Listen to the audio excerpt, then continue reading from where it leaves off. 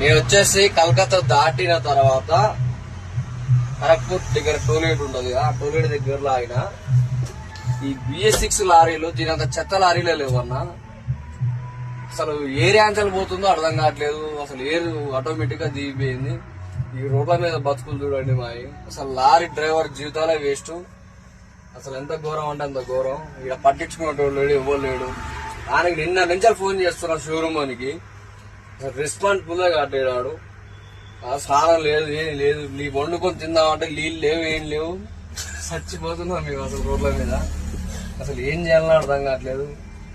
ఈ ఒక లారీ డ్రైవర్లకు పెద్ద రిస్క్ అన్న ఈ డ్రైవింగ్. అందరు లక్షలు సంపాదిస్తుంటారు కదా, లక్షలు ఉండవు నాకు వేస్ట్. ఈ ఫీల్డే వేస్ట్. ఊకే ఇంటికాడ పొలం లేకపోతే ఆటో కొనుక్కుని ఆటో దొరికిందే బెస్ట్. ఇదంతా వేస్ట్ అన్న చెత్త.